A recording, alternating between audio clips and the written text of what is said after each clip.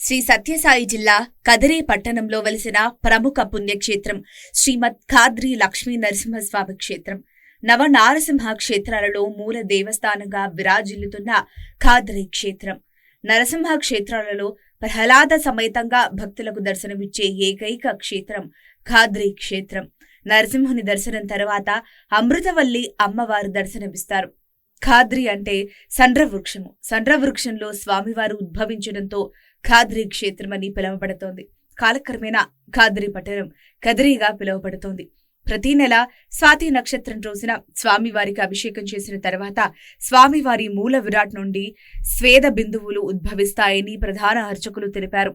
ప్రతి సంవత్సరం మార్చి నెలలో బ్రహ్మోత్సవాలు అత్యంత వైభవోపేతంగా నిర్వహిస్తారు. బ్రహ్మోత్సవాలలో భాగంగా తేరు అంటే రథం ప్రధానమైన ఉత్సవంగా నిర్వహిస్తారు. తేరు అంటే రథం దేశములోనే 3వ అతిపెద్ద రథంగా విరాజిల్లుతోంది. బ్రహ్మ రథోత్సవం రోజున స్వామివారి దర్శనానికి సుమారు 3 లక్షల మంది భక్తులు తరలివస్తారు. స్వామివారి దర్శనానికి తెలుగు రాష్ట్రాలతో పాటు కర్ణాటక, తమిళనాడు రాష్ట్రాల నుండి భక్తులు అధిక సంఖ్యలో తరలివస్తారు.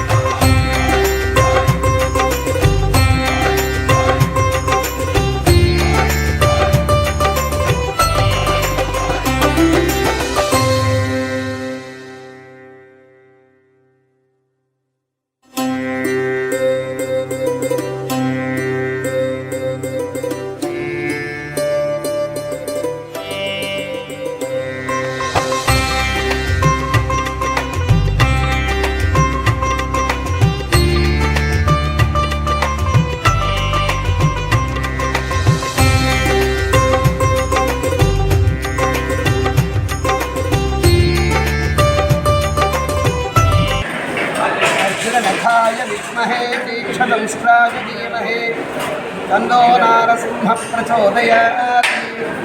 महालक्ष्मी च विद्महे विष्णुपत्नी च धीमहि तन्नो लक्ष्मीः प्रचोदयात्। ఖాద్రి శ్రీ లక్ష్మీ నరసింహాయ స్వామివారి ఇక్కడ ఖాద్రి అంటే ప్రథమం వెంకటాచలం, ద్వితీయం ఖాద్రమని రుద్ర నారద సంవాదే ఖాద్రీ మహాత్మే త్రయోదశాధ్యాయ అని స్వామివారి యొక్క క్షేత్ర మహాత్మ్యం 13 కథలుగా రాయబడి ఉన్నది. ఖాద్రి అంటే సెంట్ర వృక్షం అని పేరు.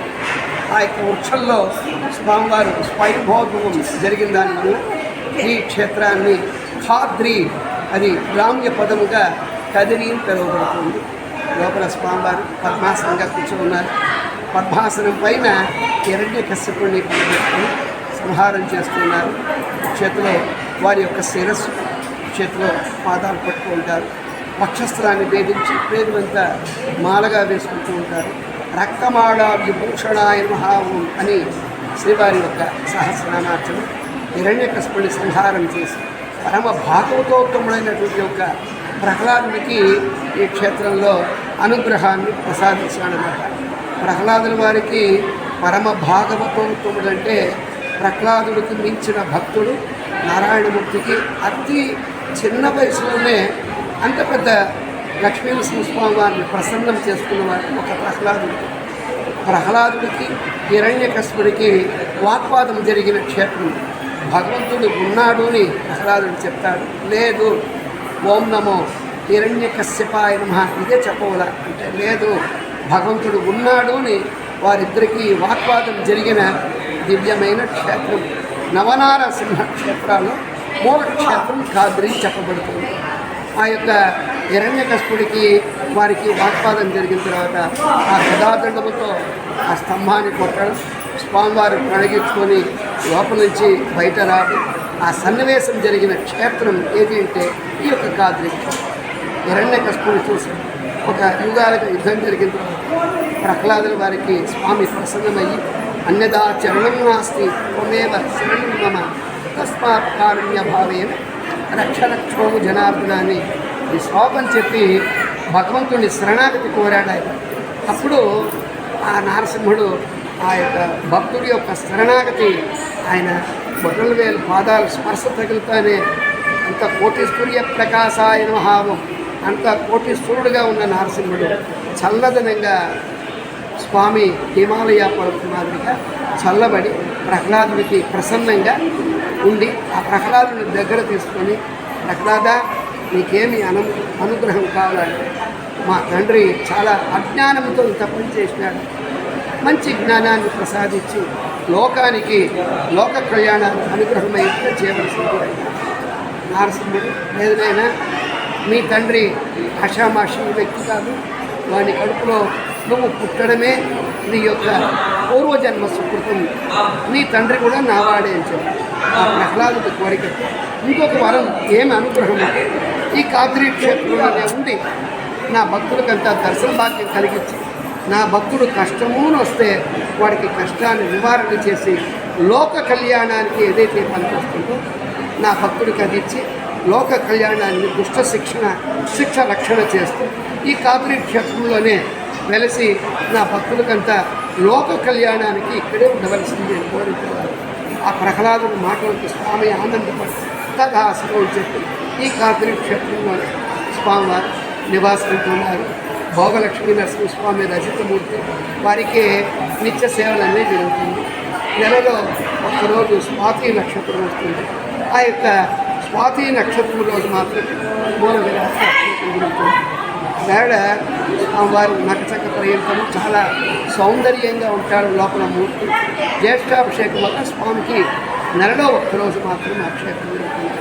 ఇక్కడ ఇంకొక గొప్ప విశేషం ఏమిటి, అభిషేకం చేసిన తర్వాత ఎన్ని వస్త్రాలు పెట్టి తుడిస్తే కూడా స్వామివారికి శ్వేత బిందువులు వస్తుందన్నమాట. ఇది వీరి యొక్క ప్రత్యేకత. ప్రహ్లాదుడికి శాంతపడి స్వామివారి ఇక్కడే నివాసమున్నట్టుగా క్షేత్ర మహాత్మ్యం చెప్తుంది. సర్వే జనా సుఖినో భవంతు, సమస్త సన్మంగళాన్ని భవంతు. ఖాద్రి శ్రీ లక్ష్మీ నరసింహస్వామి అనుగ్రహ ప్రసాద సిద్ధిరస్తు. లోక కళ్యాణ అనుగ్రహ ప్రసాద సిద్ధిరస్తు. స్వస్తి.